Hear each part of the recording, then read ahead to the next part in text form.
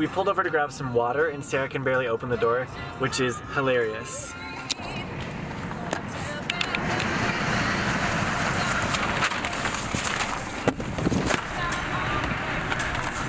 Go, go, go!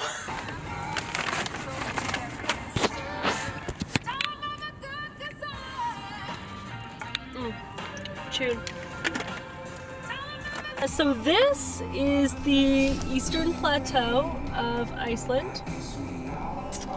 About as desolate a place as you can imagine. We're on our way to, we're here, but we were on our way to the hot springs.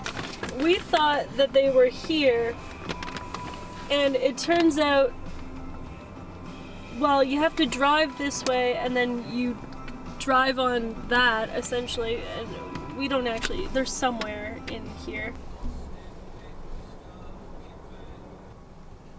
Well, it's not complicated, we just don't have gas. Yeah, well, yeah. That's the main key. We'll just have to come back for them. On the other hand, Eastern Iceland's freaking gorgeous and we've had a great day. So this is not even a setback. And maybe we'll get to watch the sunset as we drive back to our campsite. I count this as a win! So we are literally driving into a cloud now. Until the well runs dry. You've done a lot of... What are we going for here, Jonathan? Yesterday we ran the risk of running out of gas in the Eastern Highlands, which is not something that we really want to do. So we came back down and got gas and decided we weren't gonna let that stop us, and we're back today because it's raining, it's cloudy, and it's cold. Maybe fingers down.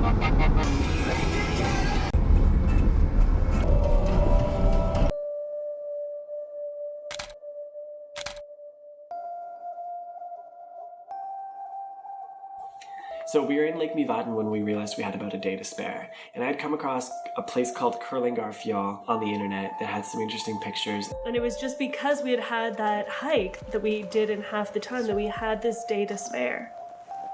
We were Googling stuff about this place as we lost cell reception headed into the highlands. When we were driving in the middle of Icelandic nowhere, before Jonathan finally was like, so do you want to figure out like where we're going?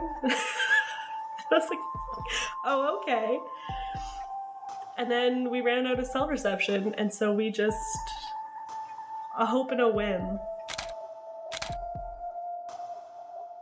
It was like Landmannalaugr, hills striped with gold and red and dull blue, geysers filling canyons with low mysterious clouds that drifted and caught in the wind, mountains too big to really fathom and us too small to see, and over it all the first thin dusting of autumn snow. The sun lit the horizon first, bleeding over the mountain tops, and then filled the sky.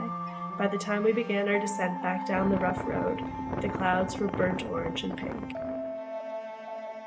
I just remember this real feeling of like exhilaration to be in such a special place with like just that right amount of snow and that perfect little bit of sunshine and the moss, and to be there with my sister. Like, it was just this really cool moment, and doing everything I could to try to capture it on camera and to like drink in the view. And we talked about it afterwards, where like our favorite moments of Iceland mostly took place in the highlands when it was just us and the wilderness, and everything still felt so rugged and untouched, and for that very brief moment it felt like ours. And so yeah, Kerlingarfjöll was absolutely that.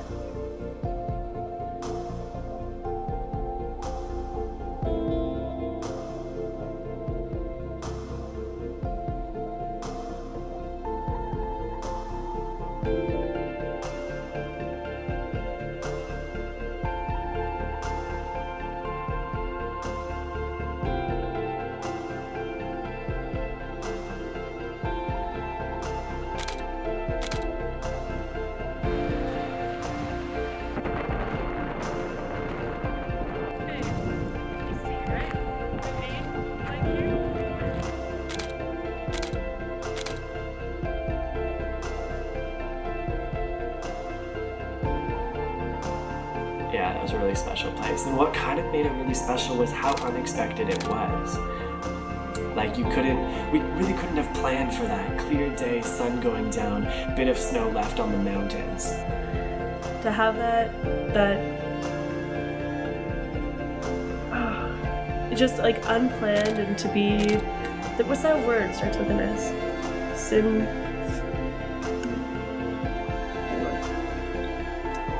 Serendipity? Yeah.